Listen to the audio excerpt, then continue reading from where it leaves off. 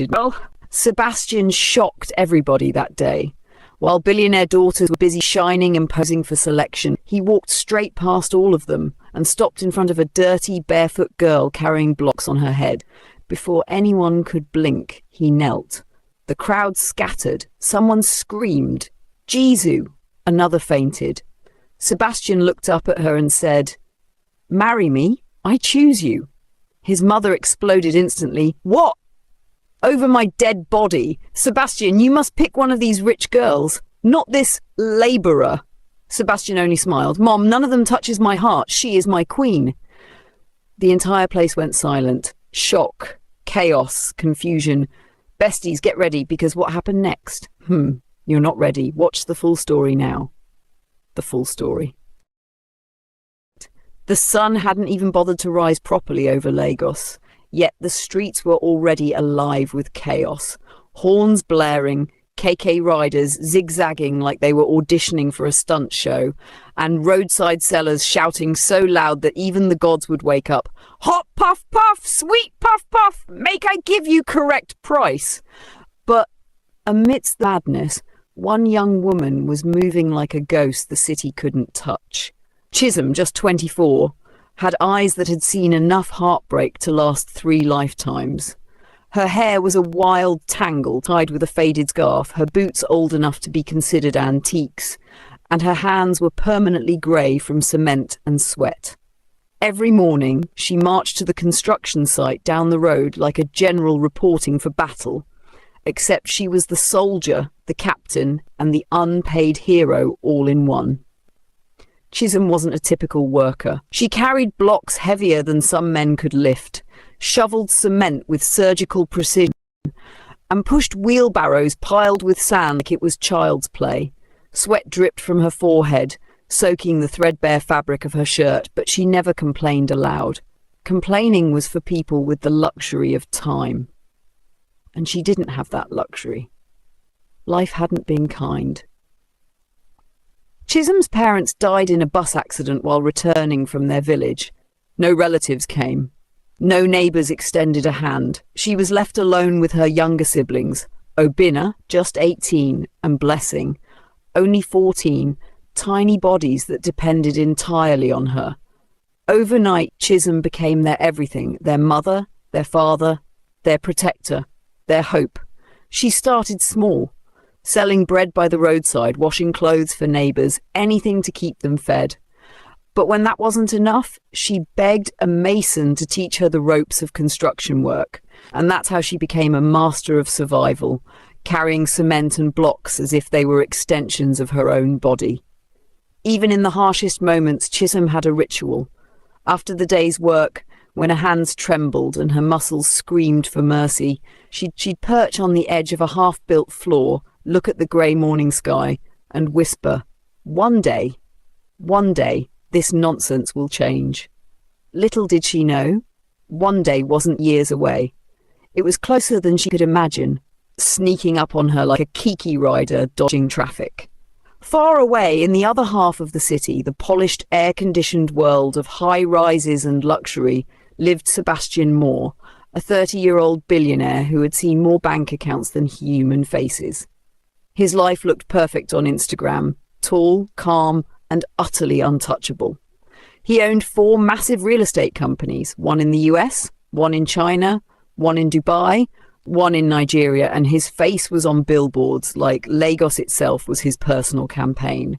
Yet Sebastian was tired of fake smiles, empty chatter, and women who loved numbers more than people. His mother, a woman whose eyes could melt steel, always told him, "Wealth isn't in your money, Sebastian, it's in how you treat people, even the small ones." And he believed her. Despite all the money, cars and properties, something was missing. Love, or something like it. He wanted a woman who could see pain without judgment, who could see him, not just his wallet, not a gold-digging Instagram model with a smile sharper than a machete. He wanted real, raw, genuine. That morning, Sebastian woke up feeling unusually light, like Lagos had temporarily forgotten its chaos. He decided to blend in. No flashy cars, no tailored suit, just him. Green t-shirt, jeans, and a black cap. He picked up his keys and muttered, "Today I just want to breathe. Maybe even buy snacks without someone recognizing me." He drove to a small supermarket near one of his properties in Arja. Inside, he moved with ease, picking a few snacks, toothpaste, and a bottle of water.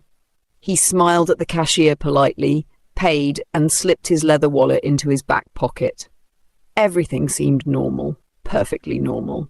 Outside, Lagos was waking up properly now. Street vendors, the traffic circus, and the smell of grilled suya floating in the air. Sebastian opened his bottle of water, tilted back and sipped. Calm, serene. Completely unaware that the universe had just decided to inject a little drama into his life. Because somewhere, lying unclaimed on the rough tarmac, was that very wallet. And it wasn't just any wallet. Inside were his US driver's license, multiple foreign credit cards, Nigerian ID, business cards, and over $17,000 in cash. Gone, just waiting for someone to pick it up and unintentionally or intentionally shake Sebastian Moore's perfectly ordered world. Meanwhile, that same morning, Chisholm, already halfway to the construction site, had her stomach rumbling like knee transformer about to blow. She sighed. "God, please remind this my stomach that I am a strong woman. Hunger should fear me, not the other way around."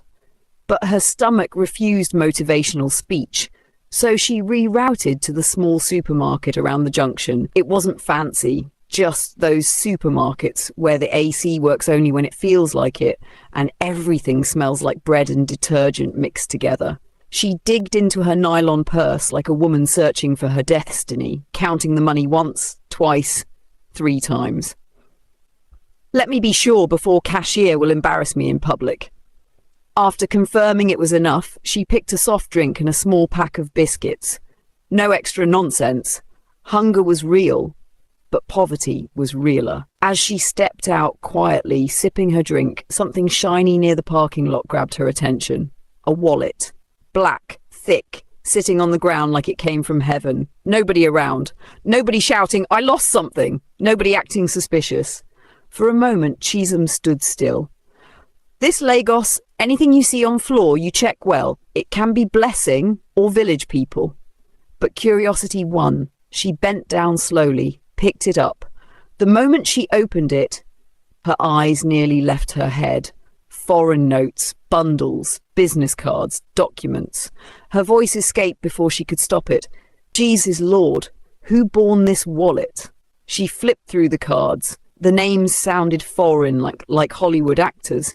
The phone numbers had international codes. No WhatsApp, no Nigerian line, nothing relatable. She tried calling one of the numbers. The phone didn't even ring. It just told her error like she insulted the network. She looked around again.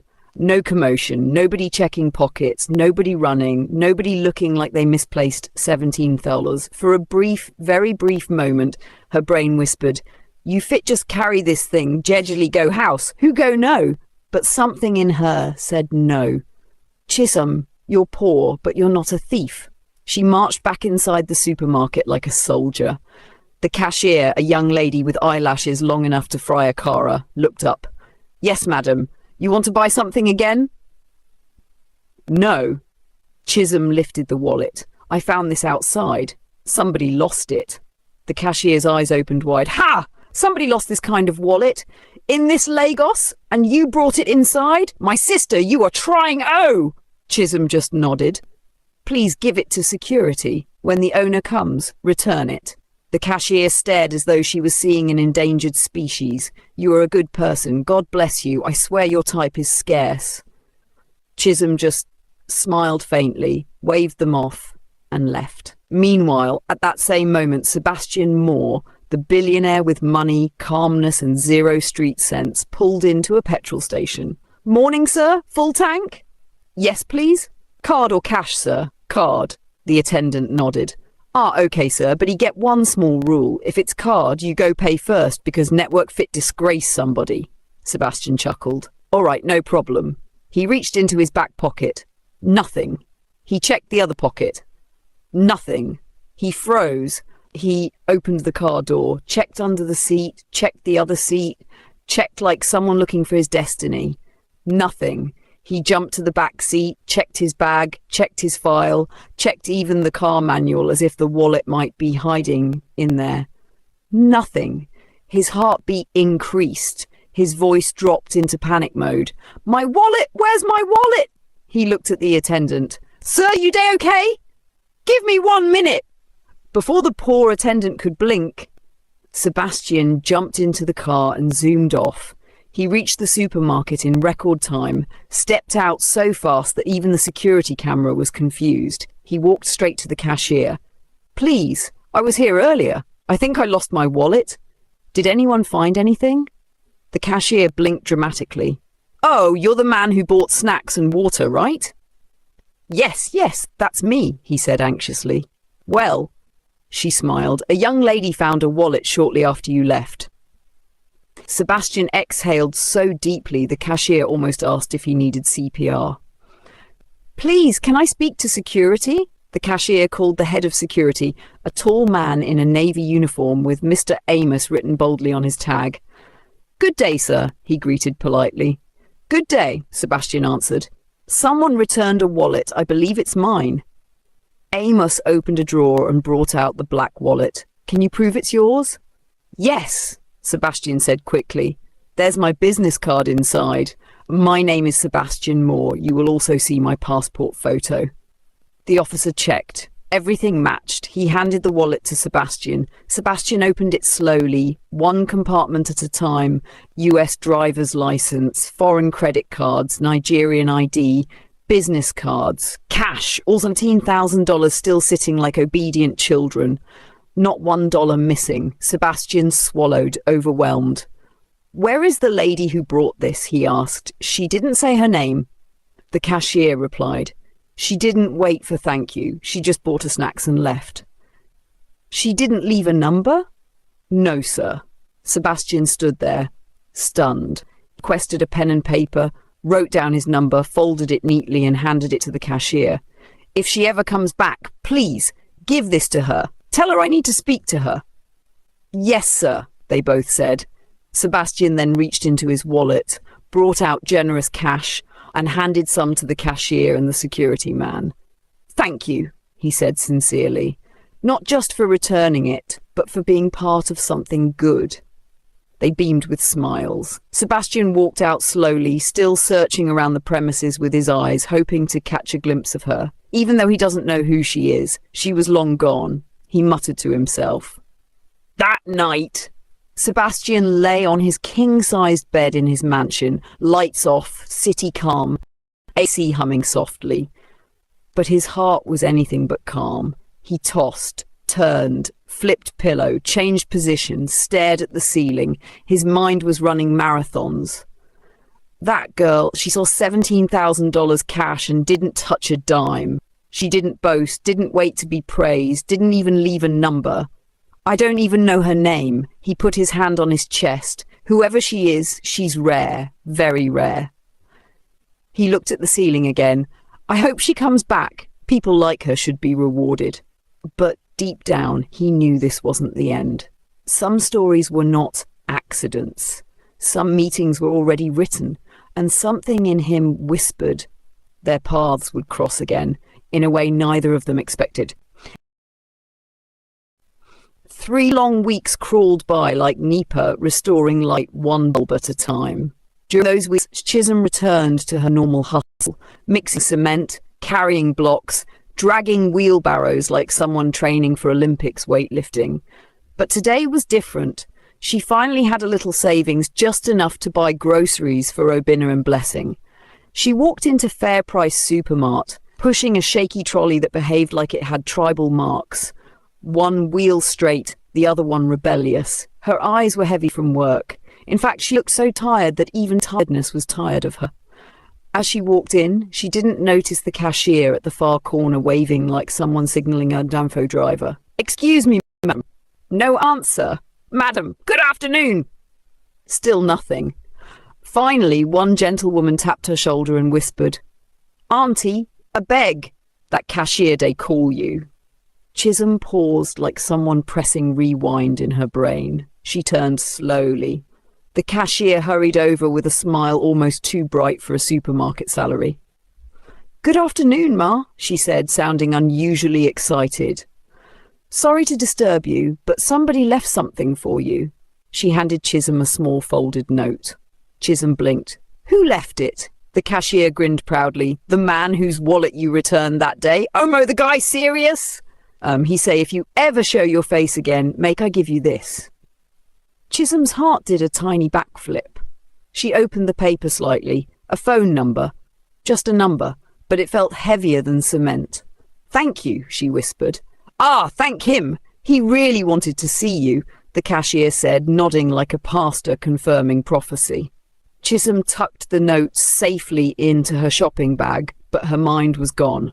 She shopped like someone on autopilot, picked salt twice, forgot to buy soap, stared at tomatoes for 5 minutes like they owed her money. When she got home later, she dropped her bag and jumped straight into kitchen duties. Life continued. Night came. She slept. The next morning, Chisholm woke up feeling strangely hopeful. Today, she told herself, "I will call him." She opened her handbag, checked the pockets, checked again and again. Then it hit her like thunder. "The note is in the shopping bag." She immediately shouted, "Blessing!" Blessing strolled in, wiping her hands. "Yes?" Chisholm asked. "Where's the shopping bag I came home with yesterday? There's something inside it that I need." Blessing froze. That bag? The nylon? I already threw it away." Chisholm's jaw dropped. "You what?" Blessing pointed outside like someone pointing at an accident they didn't call. "I'm sorry, I did. It was important. I just cleaned the..." Chisholm didn't let her finish. She ran out barefoot, no slippers, no dignity, crossed the road and landed beside the big green waste bin like a woman chasing destiny. She yanked the lid open. Empty. Very clean. The trash truck had already come. Chisholm stared into the empty bin as if the number would magically jump back out, shouting, "Surprise!" Her knees weakened. She sat on the pavement slowly, like a phone battery going from 2% to 0%. Tears slipped down her face. Quiet. Painful. She whispered, "God, why this one? Why now?" But after a moment, she wiped her face with her palm, took a deep breath and stood. If it's meant to happen, it will happen, she told herself. She wanted to run back to the supermarket to beg for the number again, but pride choked her. She just walked home slowly, shoulders slumped, heart bruised. 2 long weeks passed. Life went on. Construction work continued. Sun roasted her as usual. Nothing changed until something did. 2 weeks later, one Saturday morning, their neighbour, Mama Joyce, knocked on their door.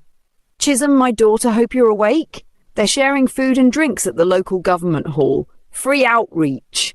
Better come with your siblings. It's one big real estate company doing it." Real estate?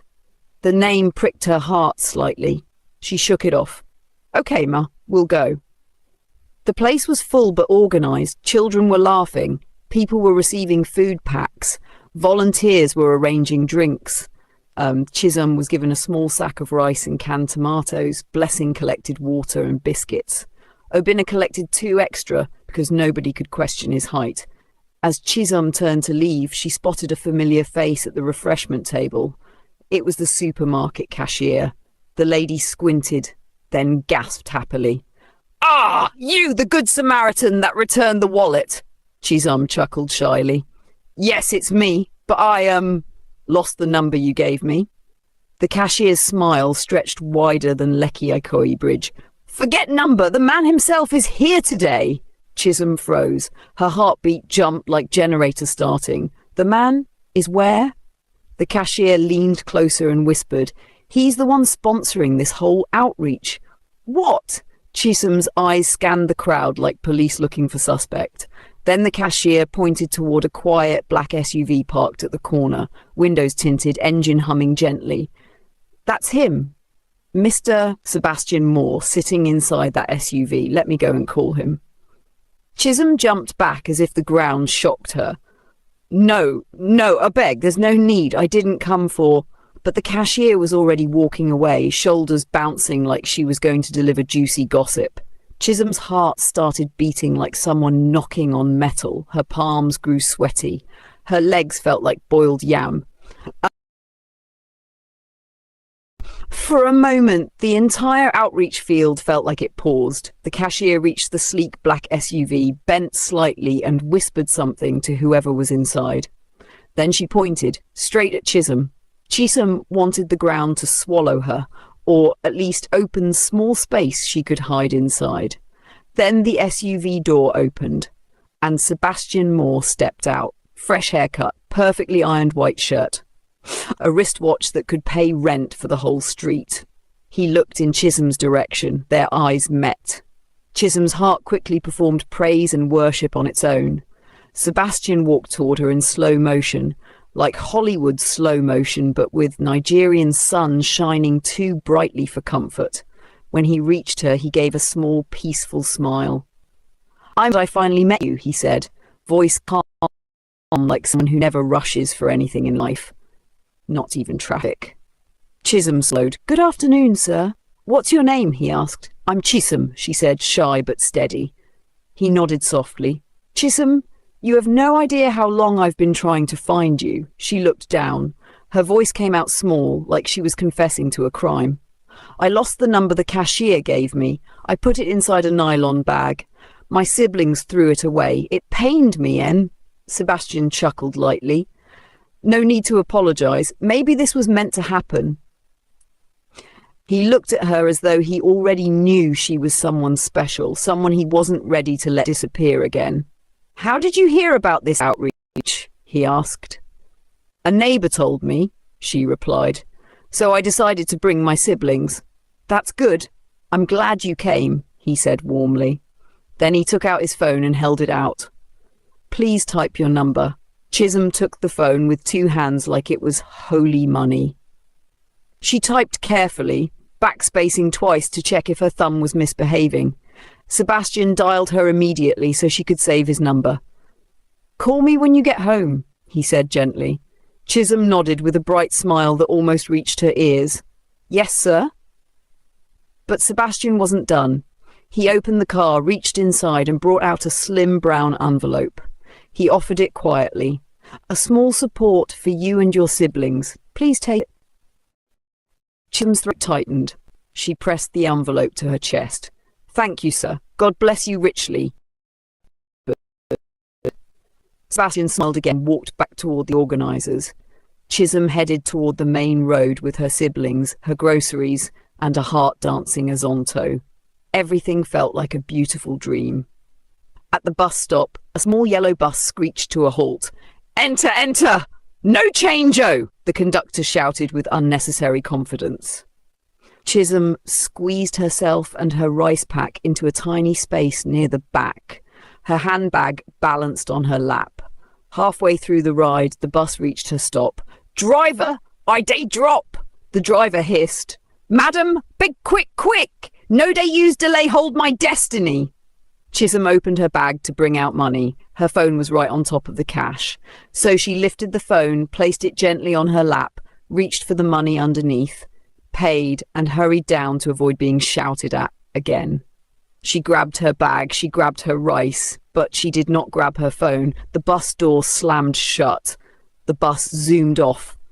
Inside the moving vehicle, the phone slid off the seat, rolled slowly, and disappeared into the shadows like it was tired of belonging to her. Chisholm walked home with the most joyful heart ever, not knowing her phone was currently touring Lagos inside a Danfo.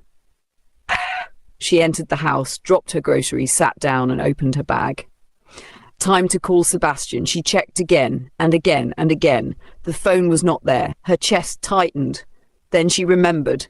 The phone had been on her lap. She sat slowly on the floor. She felt heavy. Crying loudly, she closed her eyes and remembered. God, I still trust you. Her voice cracked, but her faith stayed standing. Meanwhile, Sebastian was in his mansion, relaxing in his living room same night. He replayed her voice in his mind, her shy smile, the way she held the envelope like it was something precious. He picked up his phone, dialed her number, straight to voicemail. This number is switched off. He frowned slightly. Maybe her phone is low, he murmured. 30 minutes later, he tried again. Still off. Another hour passed, still off. He leaned back, exhaled, and rubbed his chest. Why is the phone still off? He whispered, more to himself than to anyone else. A strange worry settled in his heart. The next morning, he woke early, dressed quietly, and drove to the supermarket. The cashier saw him and stood straighter than usual. "Good morning, sir." "Good morning," Sebastian replied. "Please, do you know where that young lady lives? The one who returned my wallet?" "Chisholm." The cashier paused, her eyes softened with pity. "No, sir. She never told us where she stays. She just shops and goes." Sebastian's shoulders dropped slightly. "All right, thank you." He walked back to his SUV, sat inside, and stared out the windshield. Was she avoiding him? Did something happen? Was she okay? He didn't know, but he felt something strong. He wasn't ready to let her disappear again. He sighed and drove home slowly, his mind full of questions. 2 days after the drama at his company, billionaire Sebastian Moore woke up with the kind of heavy mind that even $1 billion could not cure. His whole chest felt like someone placed a bag of cement on it. "I need fresh air," he muttered, grabbing his car keys like a man escaping from his own thoughts. He drove out of his mansion in Ikoyi, trying to clear his mind, even though clearing a billionaire's mind is like sweeping a football field with a toothbrush. The road was quiet for Lagos, which immediately made Sebastian suspicious. Then he saw her. An elderly woman slumped beside a wooden stool. Her head rested on a flaky, sunburnt wall. A tray of overripe bananas sat on the table, looking like they had seen war. Sebastian squinted. This woman looks familiar." He slowed down a little, then slower, then almost crawling. He moved closer, his eyes still glued to her face. He blinked, then whispered, "No way, that's her."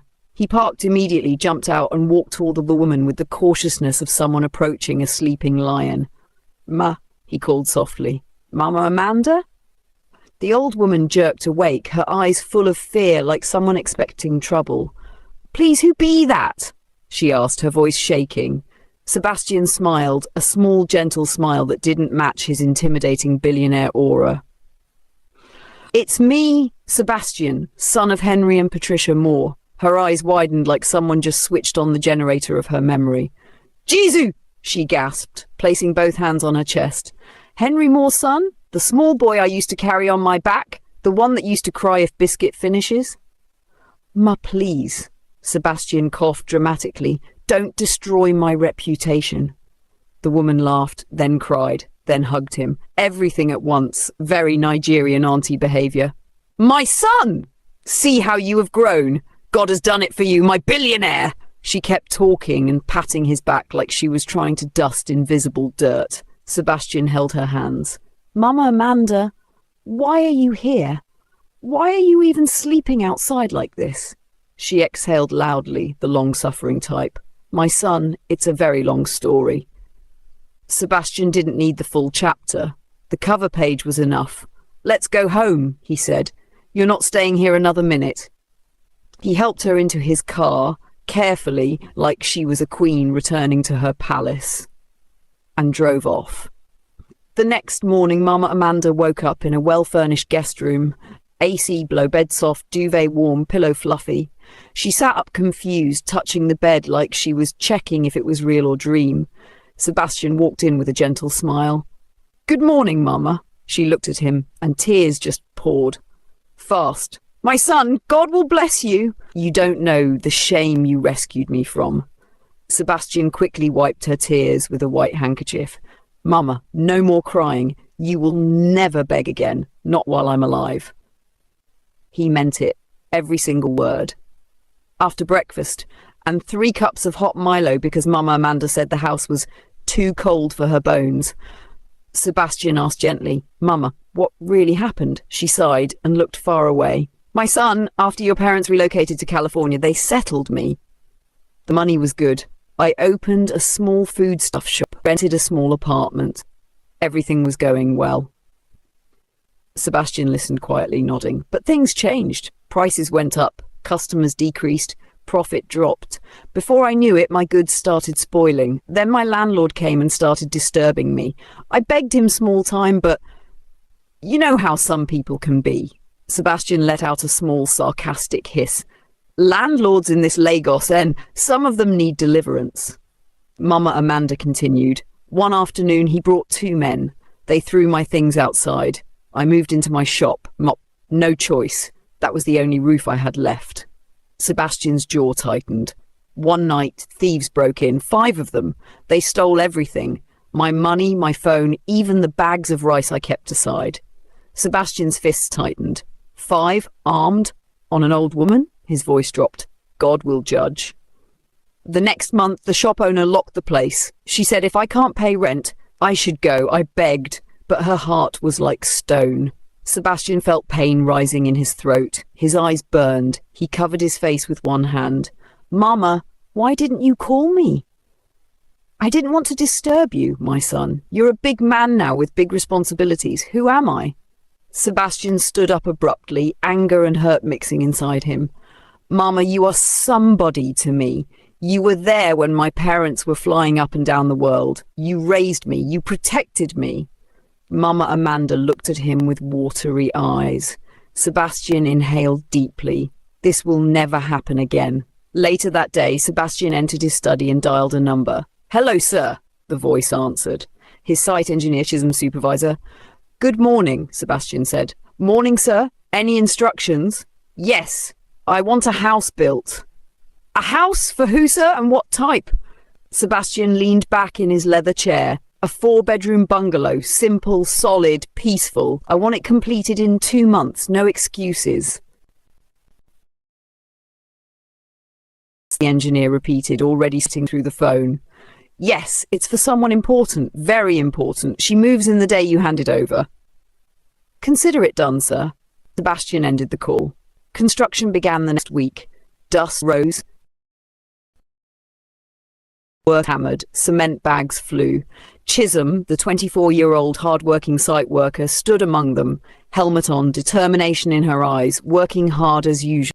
Weeks rolled by like Lagos traffic, slow, annoying, but somehow moving. One bright afternoon, billionaire Sebastian Moore decided to personally check the construction site. For a man who had managers, supervisors, and supervisors supervising supervisors, visiting a site himself was unusual, but this project mattered. He arrived in his sleek black SUV, the type that made people say, Omo money is talking. Sebastian stepped out gracefully, sunglasses on, shirt tucked, smelling like dollars dipped in vanilla. The half-built house stood proudly in the sun, windows without frames, walls without paint, roof still in progress, cement bags lined up like soldiers waiting for orders. Sebastian took a slow walk around the site, nodding as he inspected the progress, when something tugged at the corner of his eyes. A young woman walked past him, balancing a heavy concrete block on her head like it weighed nothing. Her scarf was dusty, her jeans coated with cement, and her shirt looked like it had survived war. But her face... Sebastian's steps halted. His heartbeat picked up speed like a generator warming up. He squinted, then whispered, Wait, is that not who I'm thinking? He moved closer, practically forgetting he was a billionaire and not a detective in a Nigerian telenovela. The young woman approached again, still working, still sweating. Her eyes were focused on her task. Her hands were covered in cement. Her skin glowed with the kind of hard work shine that no face cream could produce. Sebastian inhaled deeply. Chisholm, she froze, not gradually, instantly. The freeze that happens when someone calls your name in a dream, but you're not sure if it's village people or reality. She turned slowly, her eyes widening as they met his. Sir, you again? She said softly, voice shaky, like she wasn't sure if she should run or faint. For a moment they just stared, 2 different worlds colliding under the burning sun. Sebastian walked a bit closer, lowering his sunglasses. You know, he began, voice calm but intense. The day then supermarket cashier told me that a young lady, who clearly needed the money, returned my wallet untouched, a wallet filled with over $17,000. He paused, staring at her like she was a puzzle he desperately wanted to solve. Chisholm swallowed hard. She said nothing. Sebastian continued, shaking his head slowly. I waited for your call. I planned something big for you. I even told my PA to keep the line open for you. He looked around at the cement, the scaffolding, the heat, then back at her. But to see you here, carrying blocks under the kind of sun that can fry egg, doing work that even some men run away from. He exhaled sharply. And still knowing you returned that money, even with all this struggle. His voice cracked a little, just a little. Chisholm, it has made me even more intrigued. She tightened her grip on the block, unsure. Unsure of him, unsure of her life, unsure of why destiny kept throwing him in her path. Sebastian stepped closer, his tone suddenly deeper, firmer, commanding but gentle. Drop the block. Chisholm blinked. Sir? I said, drop the block. You're coming with me. Her fingers dug into the cement block as if letting go would also mean letting go of the little dignity she had built. But, sir, my supervisor, the work. Forget the supervisor, Sebastian said calmly. If he asks, tell him to call me. He took one more step toward her, eyes locked on hers. Chisholm, I have a plan for you, but I need you to trust me. Her breath hitched, her mind raced, her heart pounded. This man, the billionaire whose wallet she returned, the stranger who kept appearing in her life, the only person who noticed her beyond the dust and sweat. What exactly did he want with her? And now that he had seen her real struggle, her true life, what was Sebastian Moore about to do next? Chisholm's heart was pounding like a village drum festival. Sebastian Moore, the billionaire with more money than shame, was standing in front of her, telling her to drop the block, and not politely, oh, with full confidence. Workers nearby paused mid-hammer, mid-cement mix, mid-gossip. Their eyes widened. Who be this babe they call like that? Chisholm gently lowered the block to the ground, trying not to embarrass herself by letting it fall on her toes. Sebastian nodded as if he'd been waiting hours for her to obey. Good, he said softly. Come. She wiped her hands on her jeans, dusted her scarf, and walked toward him like someone approaching Judgment Day. Sebastian opened the passenger door of his SUV for her. Sir, opened. The door. The entire site nearly fainted. They whispered among themselves, from block carrying straight to billionaire convoy. God of construction site, locate me too. Chisholm blinked. Sir, are you sure I should enter? He raised an eyebrow. Unless you want me to carry you inside? She gasped. No, sir. Then enter. She entered. Sebastian closed the door gently, then walked around to the driver's side, got in and started the engine. The AC hit Chisholm like heaven's personal breeze. She almost forgot she was coated in cement. For a while, neither of them spoke. Sebastian glanced at her. You look like someone who hasn't eaten since Buhari left office. Chisholm blinked fast. Sir, I ate. I had Gary. Breakfast, lunch or dinner? All. Sebastian sighed dramatically. Fantastic. So you're running your life on pure survival mode. Chisholm looked away, cheeks burning. He continued, Chisholm, why didn't you call me? Why didn't you at least tell me you lost the phone? If you can't trace me, you should have at least meet the supermarket cashier. Sir, the truth is... I was ashamed, she swallowed. After losing the phone, I didn't know how to face you. Sebastian shook his head slowly. You returned my wallet with $17,000 inside, and you're afraid to tell me you lost your small phone? Chisholm, be serious. She lowered her eyes. The car turned into a quiet street lined with trees. Chisholm finally gathered courage. Sir, where are we going? Sebastian smiled a small smile. To see someone I want you to meet. Her heart skipped. They drove for a few minutes until they entered a peaceful estate, clean streets, flowers, quiet air. Chisholm looked out through the window like someone entering paradise for the first time. The car stopped in front of a beautiful bungalow. Sebastian stepped out and gestured for her to follow.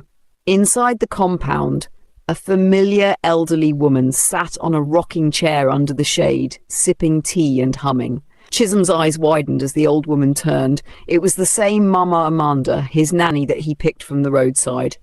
Sebastian's face softened instantly. "Mama Amanda," he called gently. The old woman smiled brightly. "My son, you're back?" Chisholm froze. Your mother?" she whispered. "Not by blood," Sebastian said, smiling at Mama, "but by love and history." Mama Amanda's eyes landed on Chisholm. She adjusted her glasses, then nodded approvingly. "So this is the girl you won't stop talking about," Mama said with a knowing grin. Sebastian shot Mama a very sharp billionaire side eye. "Mama, please, avoid broadcasting unnecessary information." Mama Amanda laughed, the type of laugh that carried wisdom and trouble. "Chisholm, my dear, come closer. Let me see you well." Chisholm stepped forward shyly. Mama took her hand. "Ah, good girl, honest girl.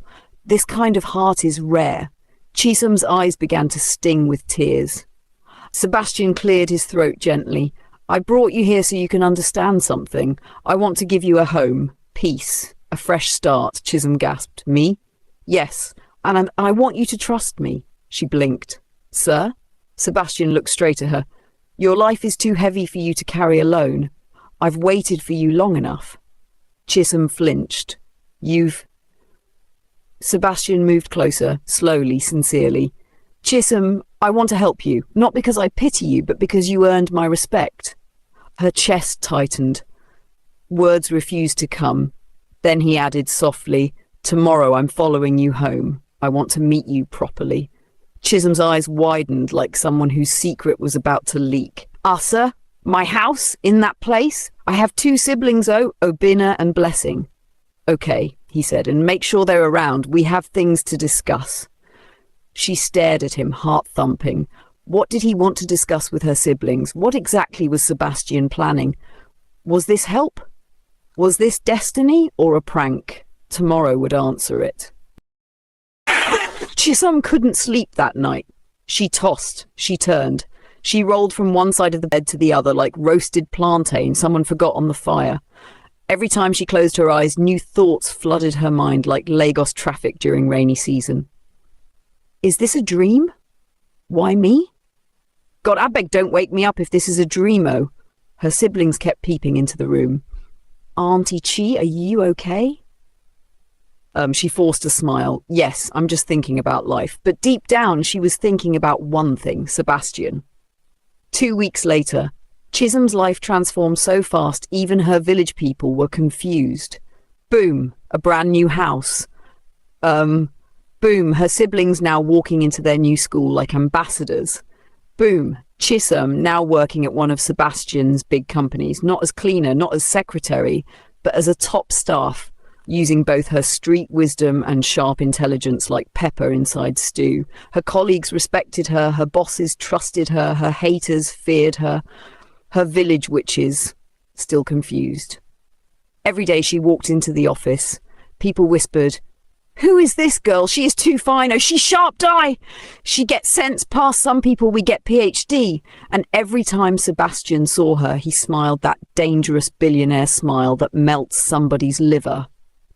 1 year later, Chisholm was in the office reviewing some documents, minding her business, drinking her Zobo peacefully, when suddenly someone tapped her shoulder. She turned. It was Sebastian, kneeling down, holding a ring that looked like it could buy 3 houses. While some staff members standing around them, everyone screamed. Some fainted.